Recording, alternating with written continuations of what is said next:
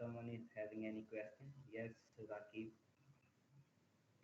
Yes, Rakib, please. Sir last में movement connection जो पढ़े थे फुली रजिस्टर एक दफा ये समझा दें, इनकी समझ नहीं आई इसी तरह।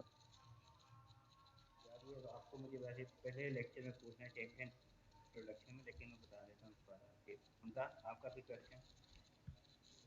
Yes sir. सर वो सुबह जो लेक्चर में कर रहे थे हम, सर वहाँ पे हमने एफ पी को इक्वल टू लिया था एफ वाई के। सर मगर पर्लिन डिज़ाइन में हमें उसने 0.66 एफ वाई के लिए। वो पर्लन डिज़ाइन में आपने एक चीज़ मिस भी की होगी ना, उसमें उसमें मैंने आपको कहा था कि उसमें पर्लन में इसलिए था कि वो हमने A S D method use किया था, ये हमने L R F D use कर रहे हैं। ए एस डी में हम उसको डिवाइड करते हैं फैक्टर सेफ्टी पे।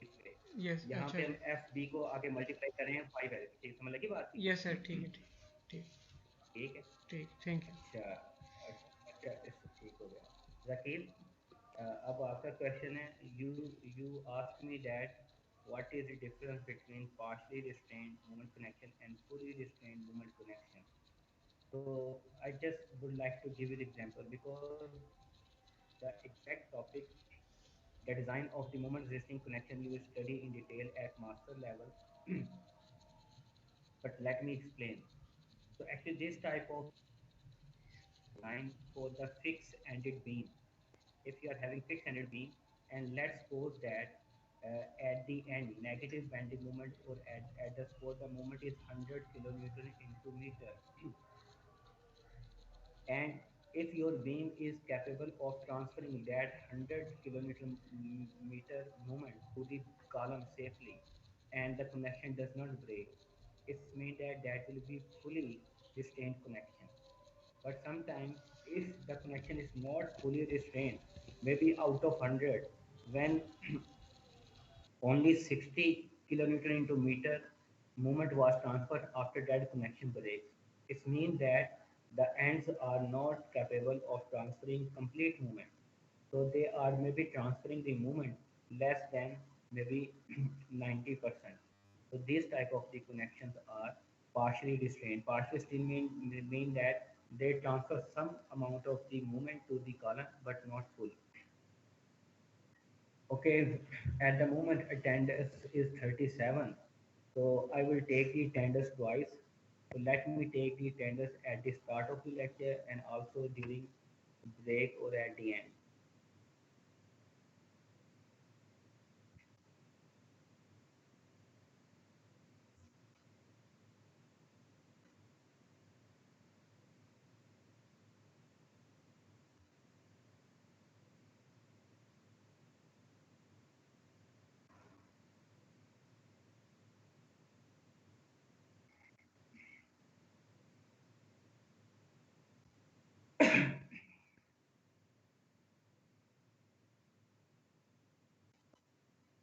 So not 39 students. Maybe somebody had told some student that is saying not. No problem. I will take the attendance twice. Roll number 8, 2016. Yes, sir. 202, 202, 2016 section. No problem. 93, 2017 section. 93, 56. Roll number 56, 58. Present, sir. 58. Okay, 59, 59. Roll number 59. No. Roll number 60, 60. Roll number 60. किया था जब आप Present, लोगों sir. ने बहुत ज्यादा distortion होने लग गई थी, Okay. स्टूडेंट्स जो है एक दूसरे को क्लास से निकाल रहे थे और ये मतलब हो रहा था। 61. Yes, sir. 61 present. 60. मैं आपसे कहता हूँ नेक्स्ट लेक्चर में स्टार्ट करेंगे। मैंने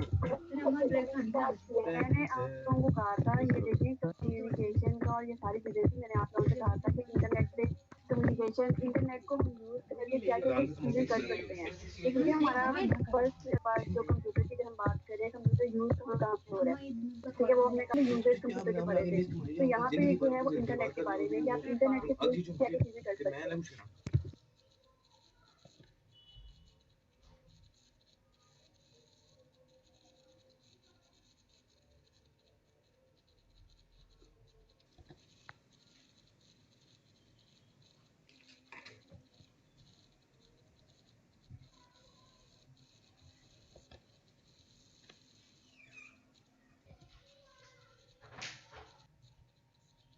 Okay, I will mark the attendance later because I will check when the student will be minimum. Then I will mark. Because now again the students they have become 43. Anyhow, I have downloaded the attendance when the students were 38.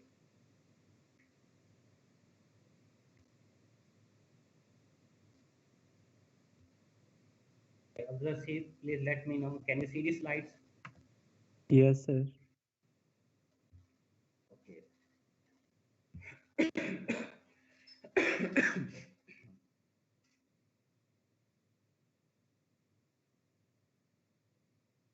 Okay, today, inshallah, I will explain you how to design the welded type of connection.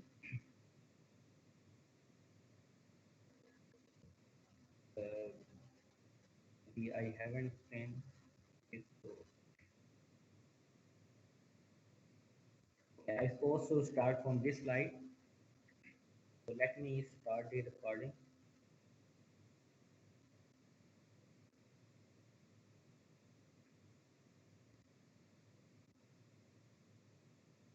Okay, Bismillahirrahmanirrahim. So, dear students, inshallah, today we are going to discuss the design specification for welding design. So, actually, in the welding design, the very first thing that we decide is the thickness of the weld. Actually, the why we design the weld, actually the welded connections are designed to safely transfer the force from one member to the other connecting member. So actually, whenever we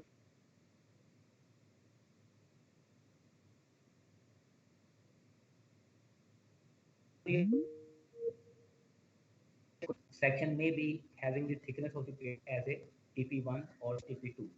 The two plates that we are going to connect with the help of welding, maybe their thickness may be regarded as a TP1 or and TP2. So thickness of the both plates which are we are connecting, that may or may not be same. So if one plate is thinner, then this plate can be regarded as a TP1, and TP2 is the thickness of larger plate. So actually the very first thing that we decide about the welded connection is the thickness of the weld. So what should be the thickness of the weld we need to decide. So actually the thickness of the weld is the function of the three thicknesses. So there is an interruption in the internet. So actually let me first of all give you the summary, then I will come back to this slide again.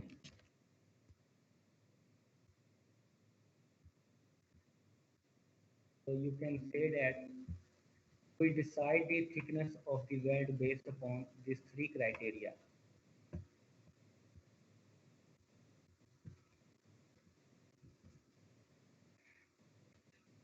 So thickness of the weld is computed out of the three thickness. Number one,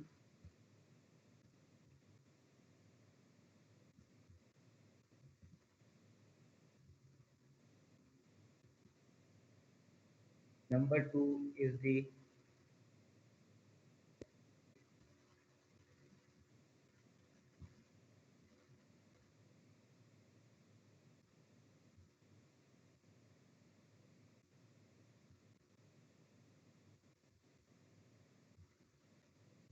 thickness,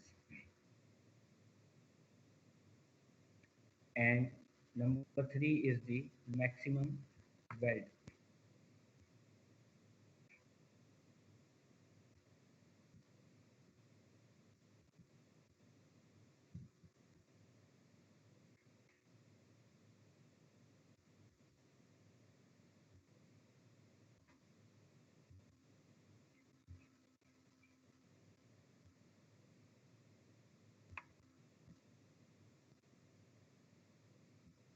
So actually, the thickness of the weld that we are going to select or that we are going to provide is this depending upon these three values. So first is the minimum weld thickness, second is the optimum weld thickness, what is the optimum we will discuss, and third is the maximum thickness of weld. So first of all, so these are the plates. This is the cross section, and just assume that we are going to weld from here. So the thickness of the weld, which is called the minimum thickness of the weld, it is the function of TP1 value. TP1 value mean that, for example, you can say that we are going to connect an angle section with the gusser plate. Thickness of the gusser plate may be 10 millimeter, which can be regarded TP2, and thickness of the angle section or the leg of the angle is 9 millimeter. So this is thinner plate.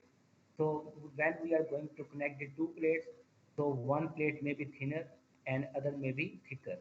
So if you will open the LRFD manual, in your LRFD manual or a design aid, you are having a table which is given on page number 86. So you are having this table which is also given on page number 86. So minimum thickness of the weld that we may provide is the function of TP1 value. TP1 value means that thickness of thinner plate. If thickness of thinner plate is between 0 to 6 millimeter, then the thickness of the weld should not be less than 3 millimeter. If the thickness of thinner plate, which is I am regarding as a TP1, is between 6 to 13 mm, then we should not provide the thickness of the weld less than 5 millimeter. And similarly, if the thickness of the thinner plate is between 30 to 19, then minimum thickness of the weld is 6 millimeter. And for any plate larger than 19 mm, so T minimum should be 8 millimeter. So here you can say that from our this table, which is given on page number 86 LRFD manual, so you can calculate the TW minimum. So this value can be taken from this table. Similarly, AISC design specification says that we are having the maximum limit of the weld also. So the maximum fillet weld, so thickness along the edges of material, that should not be less than 6 mm. So if thinner plate is less than 6 mm TP1, then TW maximum is TP1. And if TP1 value or the thickness of the thinner plate is more than 6 mm, then TW maximum is equal to TP1 minus 2. So, for example, I will give you the example that we are having TP2 is equal to 10 millimeter, that is thickness of the plate, and TP1 is 9 millimeter. Then if TP1 is 9 millimeter, then TW minimum it will be 5 millimeter. So 5 millimeter because thickness TP1 is between 6 to 13. And similarly, if TP1 is more than 6 millimeter, it is 9. So TW maximum will be 7 millimeter. Then we are having T optimum. T optimum, that is the practical size of the weld. So what is T optimum? The smallest practical weld size is about 3 millimeter. So minimum weld that we can provide is the 3 millimeter. That's why in this table you cannot see any weld thickness less than 3 millimeter. And similarly in the same table you are having the maximum thickness of the weld, it is equal to 8 millimeter. and most economical size is probably about 8 mm and giving the best efficiency of welder. So this 8 mm weld is largest size that can be made in one pass with shielded arc welding process. Actually, a skilled laborer, he cannot provide a weld thickness more than 8 millimeter in a single pass. So it means that if we need to, a welder need to provide a weld thickness maybe 10 millimeter, then he cannot provide the 10 thick weld in a single pass or by a single coating. And because it is also due to the limitation of the thickness of the electrode that a welder is using. So actually, if he need to provide the a 10 weld, so maybe he need to provide the weld in two thicknesses, and each thickness may be of 5 millimeter. So if a welder is providing the welding in two thicknesses, it means that the steel surfaces is subjected to heating and cooling process twice. Because during welding, the steel surfaces, they are subjected to heating process. And when the steel cool down, then after cooling down, the behavior of the steel become brittle due to the crystalline structure. So it means that if we are providing the welding in two passes or if the steel is subjected to heating and cooling process twice, so then the behavior of the steel become more brittle. So it means that our connection will be less ductile. So in order to avoid this, so we do not keep the weld thickness more than 8 mm. And this weld thickness is called the T optimum or optimum weld thickness. So optimum weld thickness is the 8 mm because this is the maximum thickness that a welder can provide in a single pass. So it means that we are having three thicknesses, and for example, this is the TW minimum, and then this is the TW maximum, and here you will have T optimum, TW optimum. So here this means that you are having three thicknesses. So out of these three thicknesses, which thickness you will select? So after you are having these three thicknesses, for example, I have given you the example.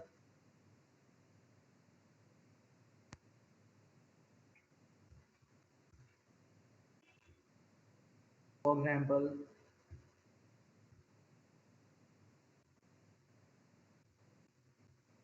if TP1 is equal to 9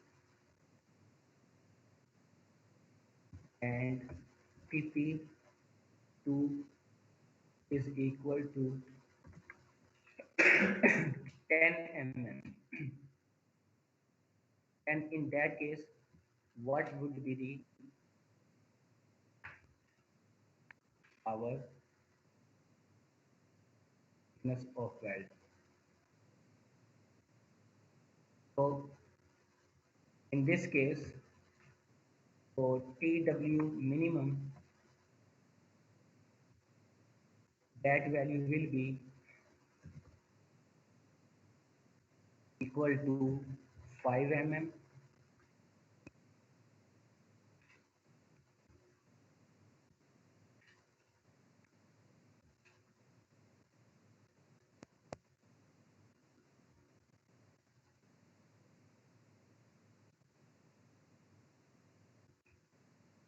and TW maximum, that value will be equal to 7 mm,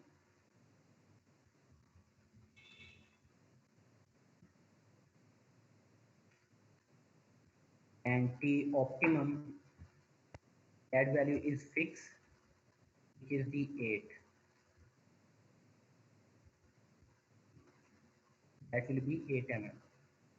And just I will explain How come I have computed TW minimum as a 5?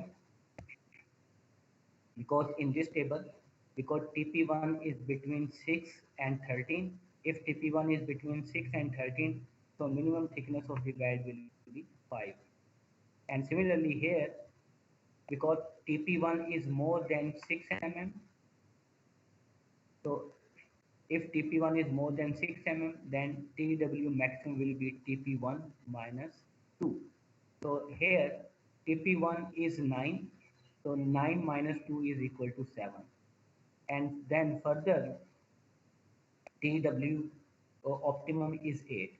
After you are having these three thicknesses, arrange these three thicknesses in ascending or descending order. For example, here these are already in ascending and descending order, and the middle value will be our selected thickness of the weld. So thickness of the weld is 7 mm will be used.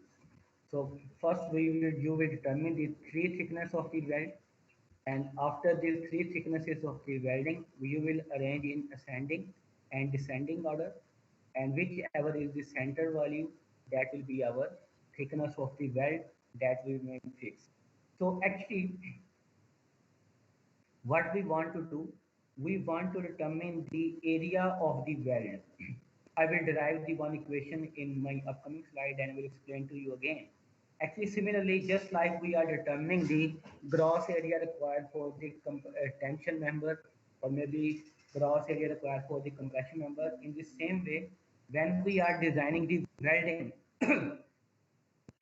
so in welding design, we are also interested to determine the area of the weld required to safely transfer the load from the one member to the other member.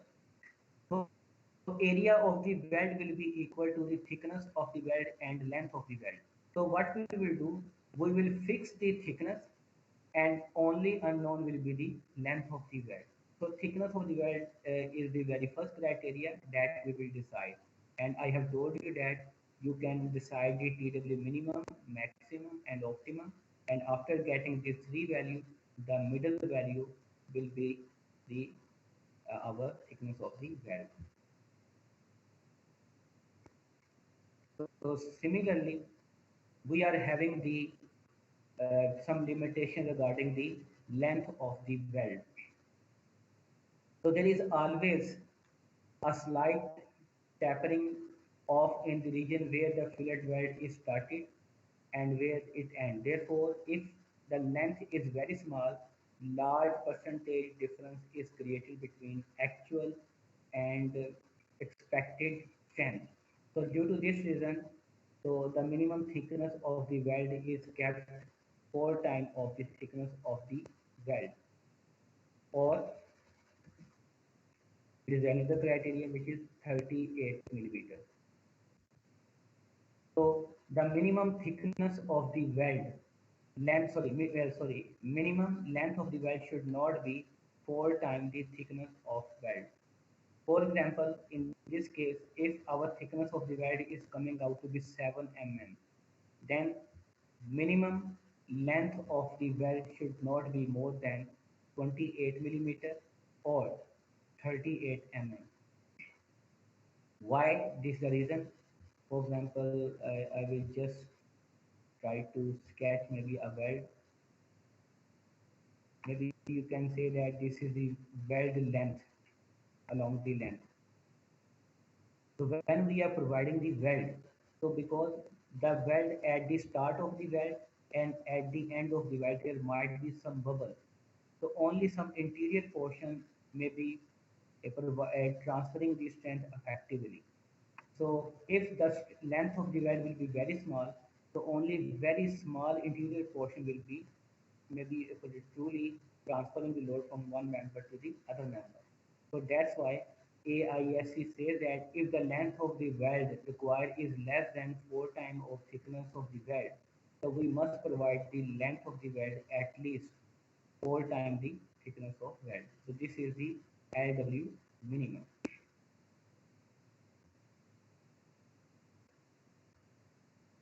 So if the requirement is not met, the size of the weld for calculating the strength should be considered to be 1/4 of effective length provided. The effective length of any segment of the intermittent fillet weld shall not be less than 4 times of thickness of the weld or 38 mm. So if you are having only a single weld, then in case of a single weld, the length of single weld should not be less than 4 times of thickness of weld. But if we are providing the intermittent weld that we will design in some of our cases, in that case, the minimum length of the weld is the larger value out of 4 times of thickness of the weld or 38 mm. So in the same way, AISC has also specified some maximum limit regarding the length of the weld.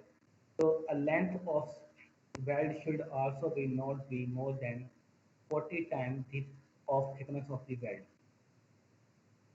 So if the length of the weld is more than this value, 30 times of thickness of weld, for example, if our thickness of the weld is 7 mm, then 30 times of 7 is 210. So if the length of the weld is more than this value, 30 times of thickness of the weld, then we break the weld into different parts or we provide the intermittent weld. Instead of providing a weld of maybe 300 mm, we provide a weld, two weld, maybe each weld is 150 mm with a spacing of maybe 50 to 75 millimeters. So if the weld length is greater than this limit, it is better to use intermittent weld. And we can even, for example, total weld length is 300. You can maybe break up into maybe 6 parts, each part maybe 50 mm, and we can provide that weld at a distance of maybe 100 to 150 mm. So strength of the weld.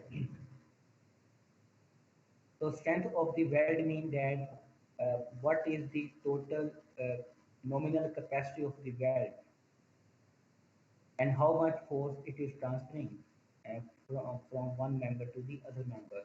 That is depending upon this parameter. Strength of the weld is depending upon thickness of the weld. More will be the thickness of the weld, more will be the strength provided by weld. Number two, it will be the function of the length of the weld.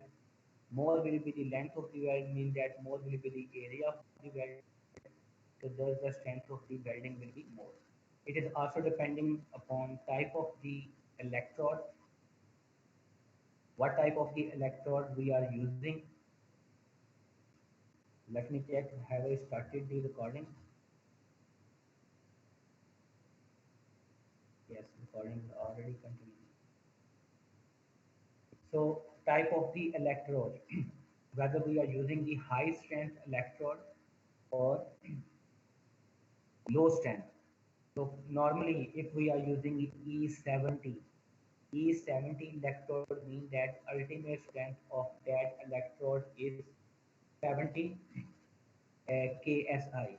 So if we are using the E90, so 90 means that the ultimate strength of electrode material will be 90 kips per square inch.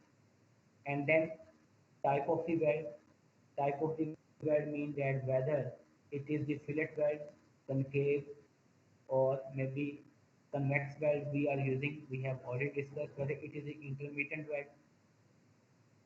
Type of the base metal. Base metal means that, for example, if we are welding two plates, and if the plate material is weak, it means that the plate may break before the weld break. It means that the failure of the any plate or the base metal before the failure of the welding will also cause the connection failure. So that's why it is also based upon the base metal and thickness of the plate. Why it is based upon thickness of the plate? Because the weld thickness is based upon thickness of the plate which we are connecting. Because we are getting the thickness of the weld from thickness of the plate TP1 and TP2. So these are the types of the electrode that we use in our welding connection design. So although we have already discussed this electrode in our introductory lectures, so we are having E60, E70, E80, 100 and 110 electrode. E represent for the electrode and 60, 70, 80, this number represent the ultimate strength in Gibbs per square inch. So if you know that 1 uh, megapascal is equal to 0.145 Gibbs per square inch. So if you are dividing the 70 by 0.145, you will have the answer 495. So if you want, I may write here.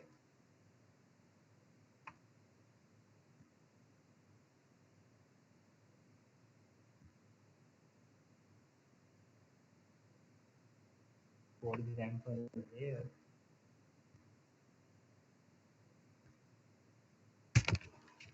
1 megapascal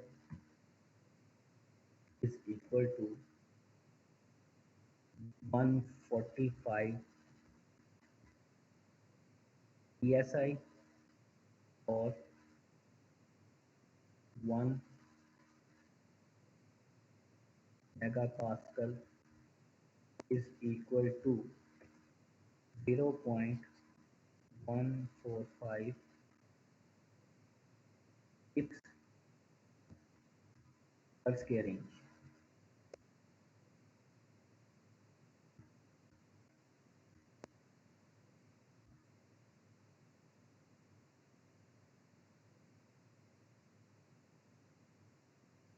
So if you are dividing these 60 by 0.145, you will have the answer around 425. And similarly, if you are dividing the 70 by 0.145, you will have the equivalent ultimate stress or tensile strength in megapascal. So this which is represented by Fe. Fe means ultimate strength or tensile strength of electrode.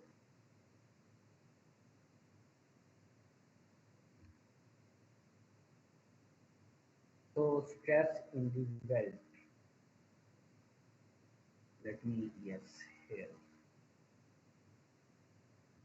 Let me copy this from here too.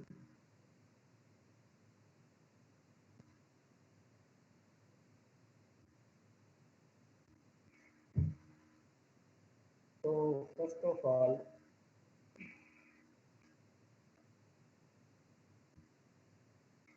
so here this is the thickness of the weld. This thickness and this thickness is the same, and this is the length of the weld. And actually, this side and this side, they are connected with two connecting members. So I would like to maybe show you one example. Maybe some of the example I have already shown you, maybe in tension member design. Let's suppose if I can get the example again.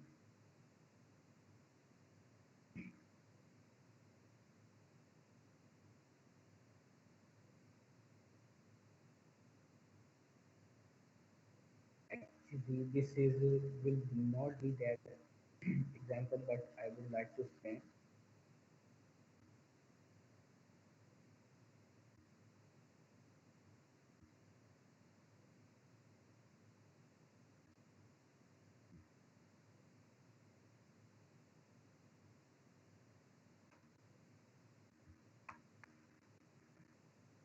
although it has been used bolted connection. But let's suppose I assume that if we are using the welded connection, so actually I may not be to sketch it properly, but I would like to maybe explain how we are going to connect this.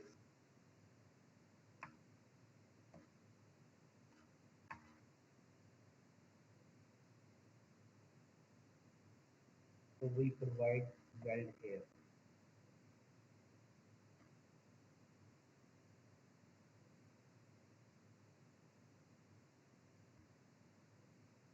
Just assume that we are providing the weld here. So you can say that this might be triangular.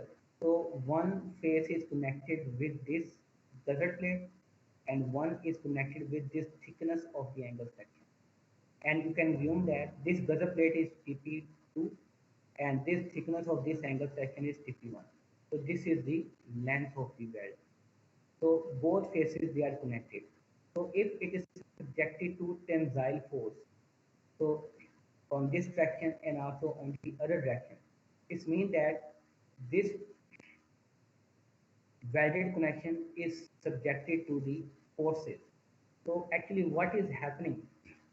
So this bottom surface is connected, you can say that with this thickness, and this other side is connected with this gusset plate. And actually on this side and this side the tension forces are acting. So a weld will always break from this surface. So this surface means that last time I guess I tried to sketch the weld. Let's see maybe it was saved or not. No, it was not saved last time. Okay, let me sketch it again, the cross section.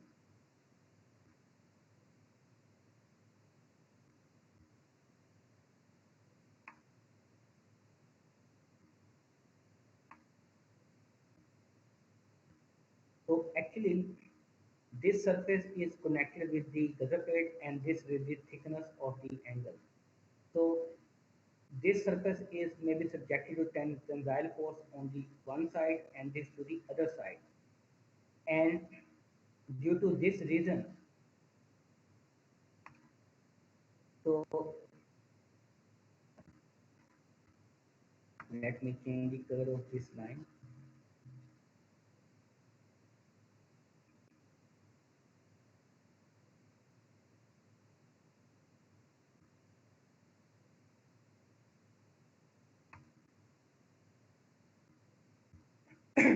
Because in this triangle, thickness is minimum from here to here, from this origin to the center of this hypotenuse or this inclined line.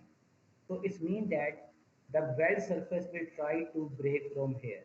So this is the thickness of the weld which will subjected to failure, and this is the along the length. So this area which is hatch, this surface will fail due to shear stresses. Why fail due to shear stresses? Because this upper surface it tend to move due to tensile forces in this direction, and the bottom surface tend to move on the other side. It means that the weld will fail due to shear stresses, and the shear surface will be here. This will be at the shortest distance from this origin to this inclined surface. So this is the thickness of the failure surface, and the length of the failure surface will be this one. So how to compute this area which is in here, I will explain in the upcoming slides. So the fillet welds are subjected to shear stresses in case of connection of tension and compression, whether it is tension or compression. Because if this force, compressive force is acting from here on this surface, so compressive forces are also acting from the other side. So the failure will always be due to the shear failure, and shear failure will occur at this surface. Length of this surface will be equal to the length of the weld, but the thickness will be equal to the thickness from the corner to the shortest distance or to this hypotenuse or inclined surface. Please note that thickness of the weld is from here to here one. This is the thickness of the weld. This is not thickness. And this distance is called effective throat that I will explain in the upcoming slides. For the cases where the fillet weld is subject, this type of the weld is called fillet, where the edges are inclined. For the cases where fillet weld is subjected to direct tension or compression, the failure is still expected at the maximum shear plane. The maximum shear plane means that a weld will always fail due to the maximum shear stresses, and the area of the shear surface will be computed accordingly, just like I have explained. So effective weld throat.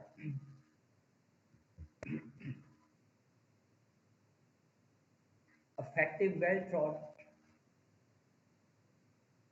just like I have explained this distance. Effective weld throat means this is the minimum distance from the center to the edge of this weld. The minimum distance from the origin of this weld to the edge of the weld is called the effective throat.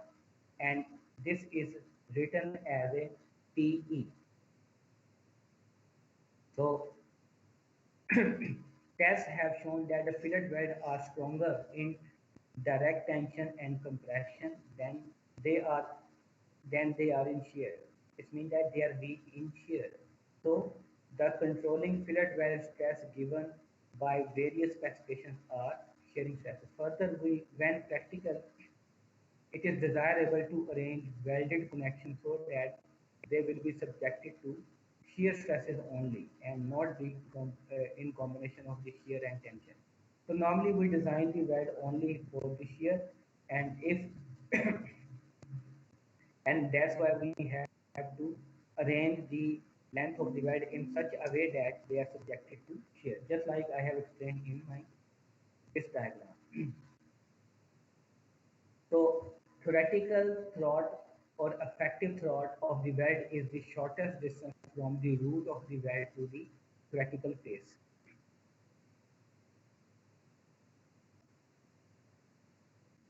So if you are having weld shape exactly like this,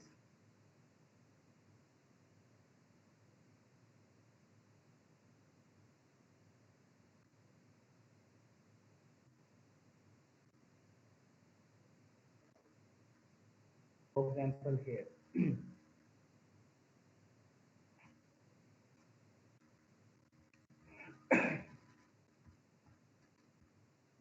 So in this case, we are having perfect fillet weld.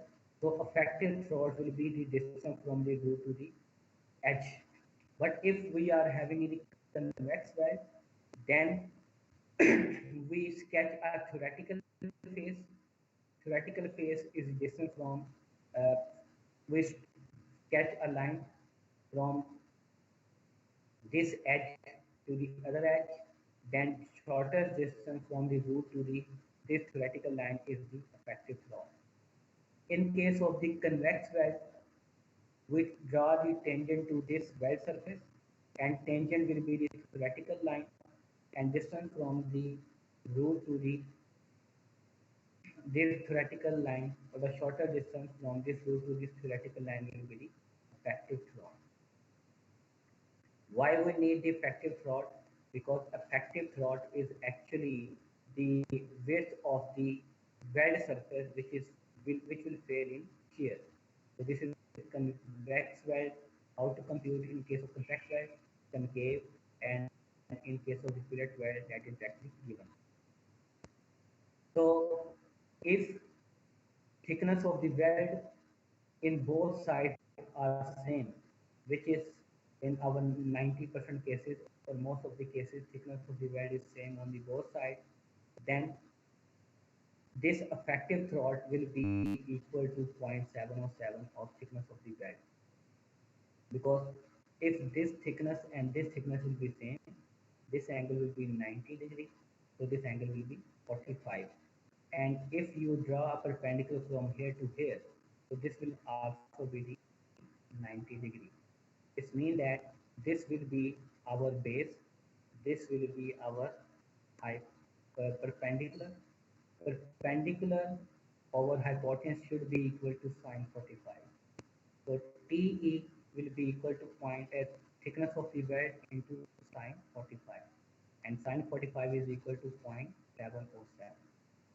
So effective thrust will be equal to 0.707 times of thickness of the weld if thickness of the weld on both sides is same. But if thickness of the weld is not same on the both sides, then effective thrust is computed by this formula, AB over under root A square plus B square. But in our most of the cases, effective thrust will be computed by this formula. So now, area of the weld which will fail in shear will be equal to TE into the length of the weld.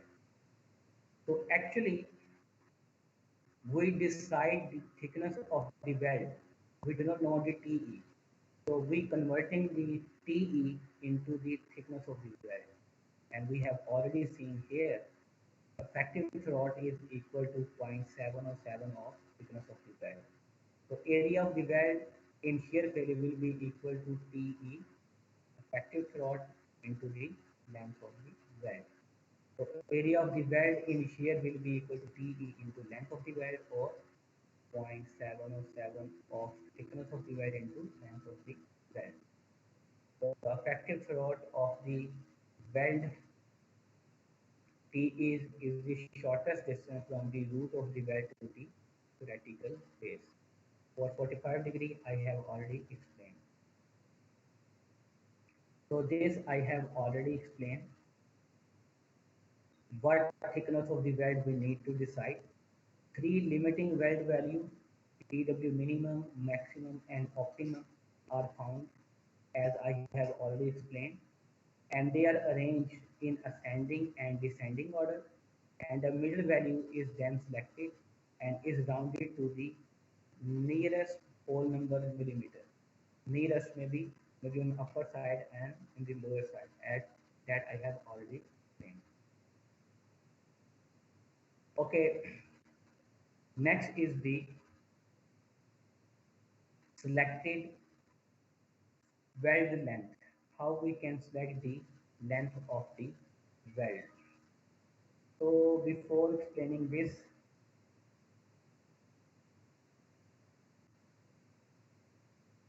I would explain that actually what is our end target.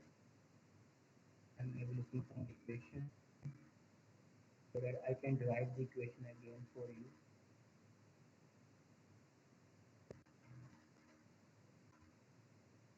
There are only formulas.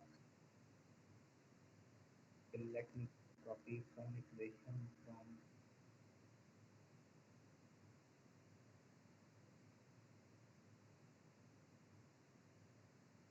so there is no equation.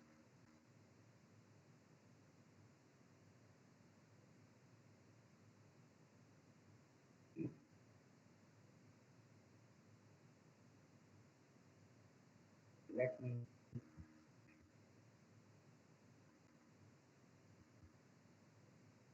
copy any equation.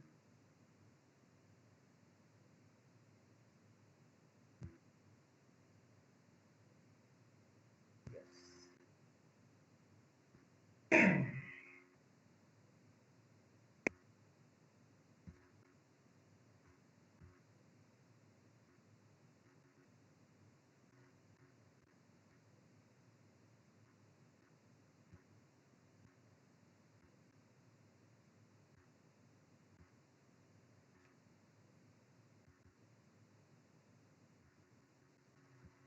Actually, I want to derive the equation again.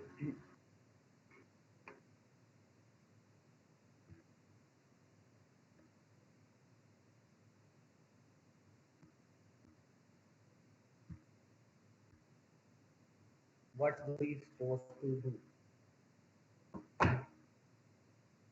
Hmm. Design equation is same that we have been using. For example, RU is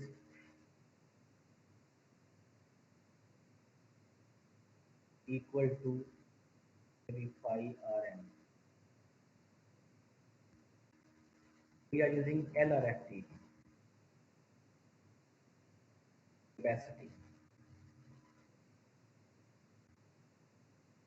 In case of the well design,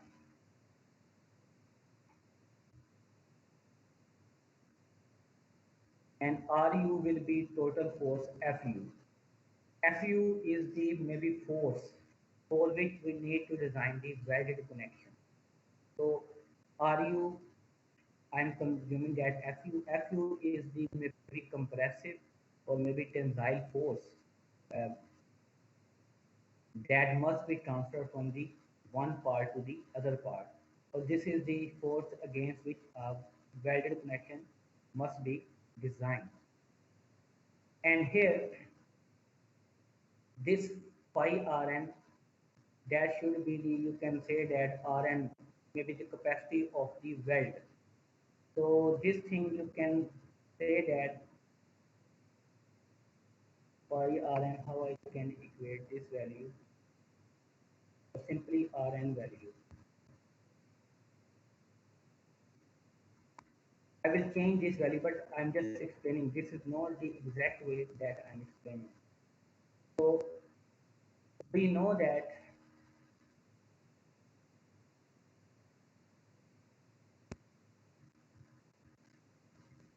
Rn value, or let's suppose this is not the exact, but just to explain to you.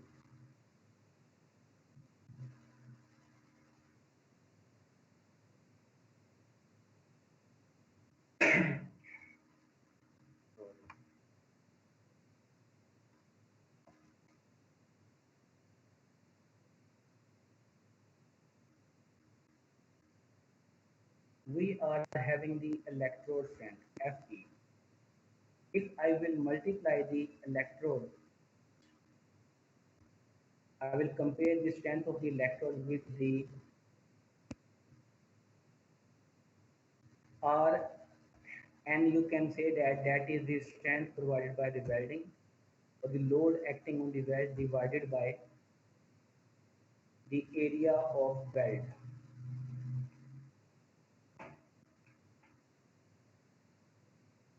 Then we will have the Rn. And from here,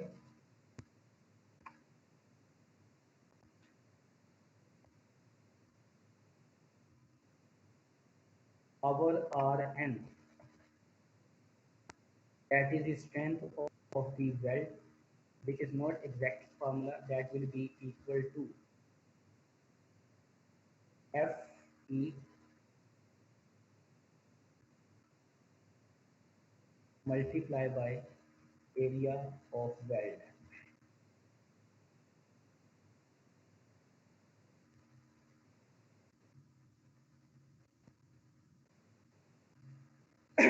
And further, that can be written as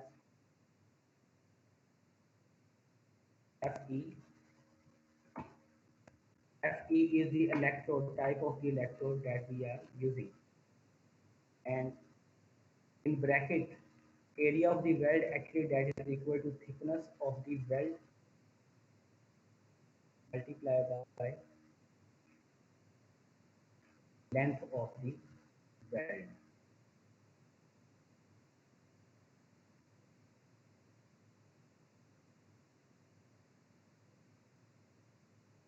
And we can equate this value against Fu.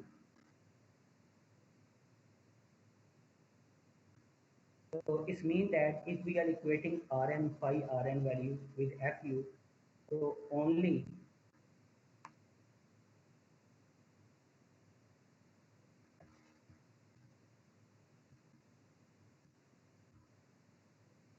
Rn can be replaced with, we may multiply with Fu, and then it can be multiplied with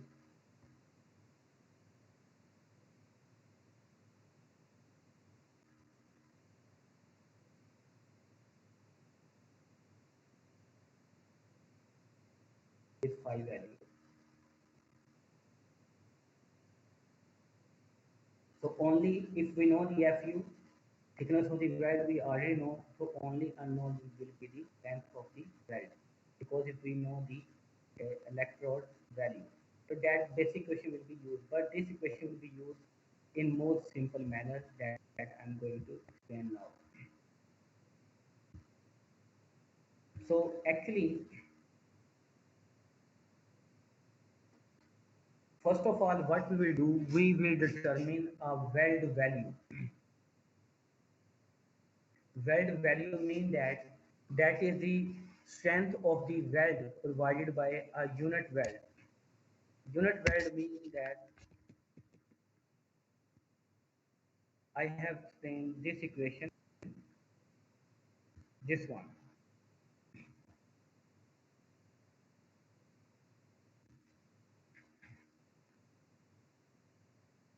So if in this case, if I assume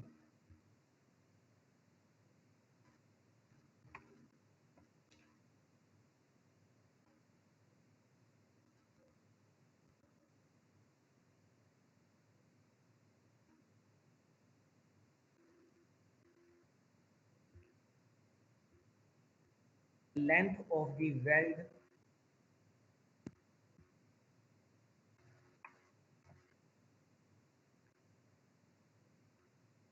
1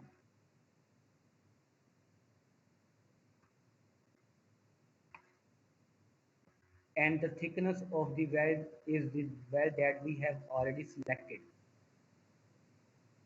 then I can determine the strength of the weld provided by a single weld. So it means that what I want to do, if I want to determine the capacity of the weld Rn, that will be the capacity of the weld provided by a unit weld. So if I assume the length of the weld is equal to 1, then I can determine how much length is required for a total force. Or in other words, now I will modify this equation just for your explanation.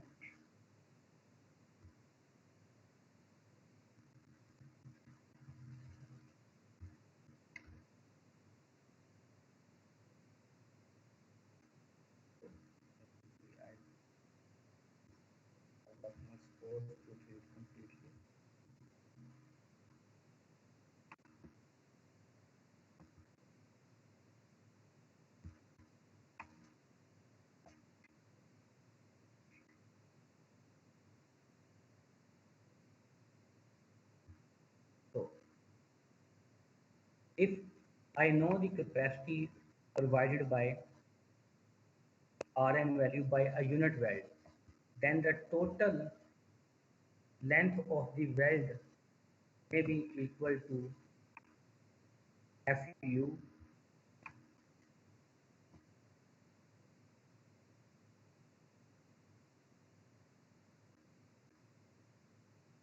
by this phi Rn. Or in other words, if I want to say that if a member is subjected to a total force of 100 kilonewton, and if I will provide a weld whose length is equal to 1 millimeter, and that weld can resist a force of 10 kilonewton.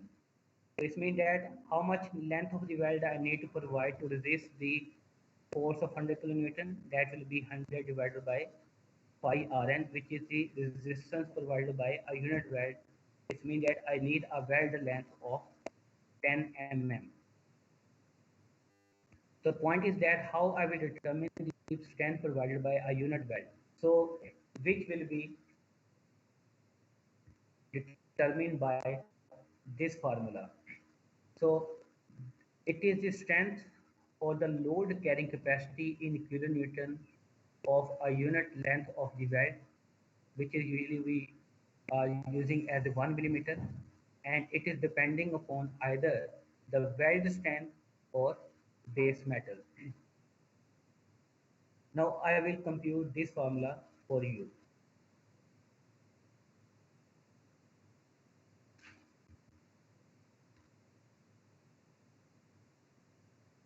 First, I will try to drive by myself, then I will explain from here.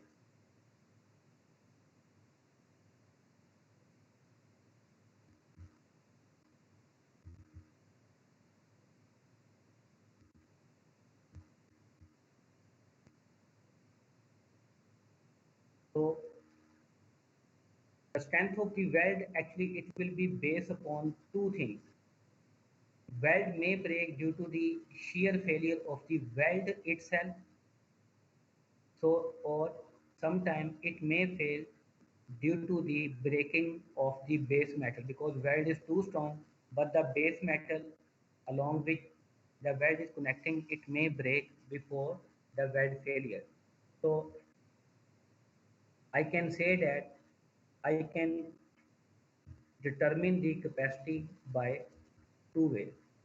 So first of all, I would just like to write down the formula. So we know that a weld is subjected to the shear stresses. And just for the explanation, the shear strength formula is equal to tau is equal to, maybe you can say that force over A, V over A, area. So let me write that that is the area of the weld. So if I want to compute the shear stresses in the welding, then that will be equal to the shear strength is equal to V over area of the weld. But here, instead of the force representing as a V, we are representing as a R. So if I bring the R this side,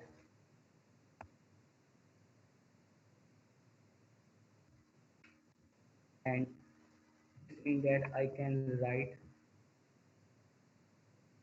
this star here, and this star will be star electrode, because in the first case I will consider that the weld will fail due to the failure, shear failure of the electrode material, and that will be multiplied by area of weld. So this will be our simple equation. So in my failure one, so I am computing this, because let me check what terminologies he has used.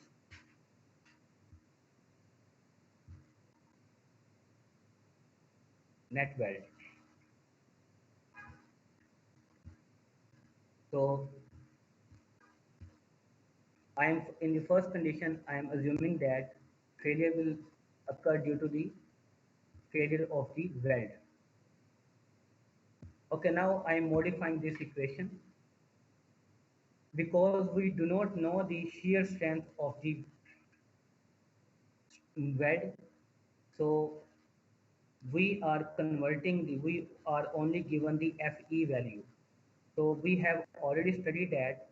So if shear strength of steel or any steel metal is not given, we can assume that 60% 0.6 times of Fe, because our welding material will be in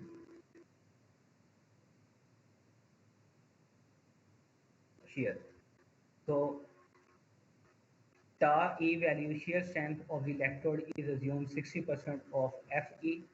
Then further, let me use the other type of the bracket.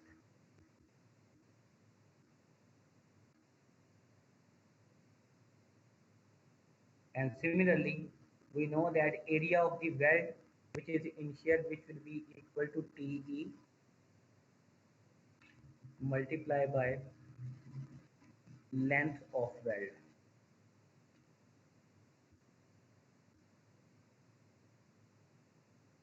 I'm computing the strength of a weld which is having the length equal to 1. So this is the simple formula. And now I'm modifying this formula again. So TE value of active throat, we can write this value as 0.707 to thickness of weld, because we are not given the effective throat, and thickness of the weld we have already fixed, and the length of the weld you can assume as a 1. So if you are multiplying this by the phi value, or you cannot multiply the phi value, then this is the formula that you can use to determine the strength provided by shear strength provided by a unit weld or a weld of 1 millimeter length. If you are provided with the electrode, type of electrode may be E70 or maybe any electrode, and if you know the thickness of the weld, then you can determine that what is the thickness of the, sorry, strength provided by a unit weld. So this is the formula based upon the shear failure. So now in this second formula, I am considering the same formula, but now this failure will occur due to the base metal.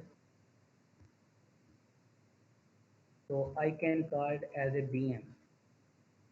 So sometime what may happen,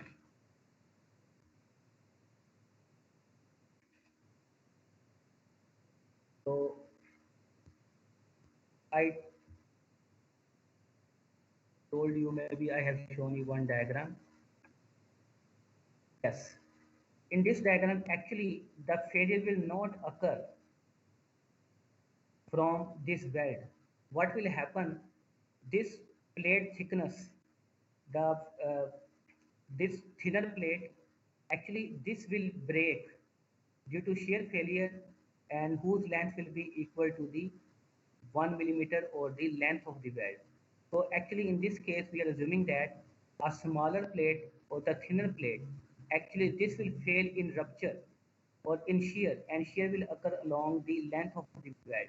And in that case it means that we need to consider the TP1 value. We will assume that the failure will occur due to in base metal, because weld is too strong and the plate which is thin in dimension, it will fail. So in that case,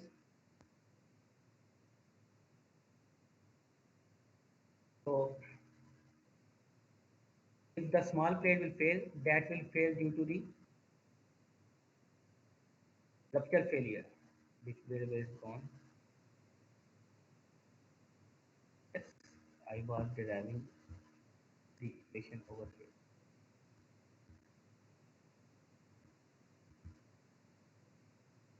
So in that case, we are not supposed to use the TE. In case of the base metal, we have to use the shear strength of the base metal tau u, and that will be the area of the plate, and that will be 0.6 times of Fu, because here you're supposed to use the base metal, not electrode, because the plate will break. So if this is a 36 material, so 0.6 time of Fu you will use, and then this Te, that will be equal to Tp1. Tp1 means thinner plate, and this length you will also assume as a 1. So in this case, we are determining the strength of the weld. It means that when our welded connection is subjected to the force, so there are two possibilities: either the weld will fail in shear, or the thinner plate which is attached with the weld, it will fail due to shear failure. So whichever failure will occur first, that will be regarded as a strength of the weld. So we will determine by this formula that I have already derived here. So you will determine phi r and w. I did not multiply in my derived equation by this phi value. You can multiply with the phi value which is 0.75 here. So phi r and w is the weld strength based upon the net weld effective throughout multiplied by unit weld into the weld shear strength. So shear strength of the weld is 0.6 time of Fe. So zero point 0.6 is a factor to convert the shear strength to the normal strength to the shear strength, and 0.707 into thickness of the weld. It is the parameter to convert the effective throat to the thickness of the weld. So you are having the one value here, and second value is phi RBM, which is the strength provided by the base metal. 0.75 is the phi value. zero point 0.6 FU is the factor. 0.6 is factor to convert the normal strength to the shear strength, and area of the plate, and that T will be equal to TP1, thickness of thinner plate, and length of the weld will be equal to 1. So the lesser value out of these two will be regarded as a RW, which is called the weld value. What is the weld value? So weld value is the strength provided by a unit weld in kilonewton. So it means that if we are providing a weld whose thickness is equal to 1, then how much resistance it is offering.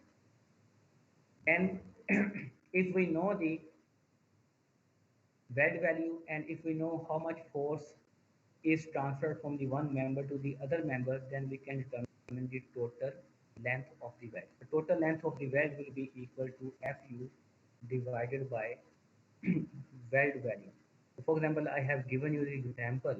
If the Rw, the strength provided by one weld, is equal to 10 kilonewton, and if we need to design a weld to transfer a force of 100 kilonewton, then for 100 kilonewton, we need a 10 segment of unit weld, or Fu divided by Rw. And then this length of the weld can be subdivided into different segments. So at this moment, if someone is having any question, he can ask me.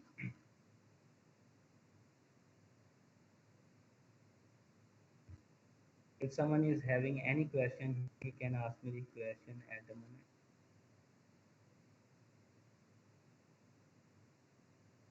So I have already downloaded attendance when the students were maybe around 40. Now there are 46 students.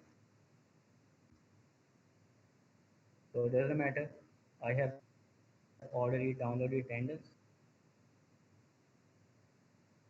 So 2 days I will conclude my lecture here because I'm not feeling properly. I'm not feeling well. So inshallah, maybe in my upcoming lecture, I will take some extra time to cover up the gaps. So if you will have any question, you can send me your queries in MS Team. So soon you will also get the audio recording of all lectures. So here I will conclude my lecture. So I will see you the next time. Allah.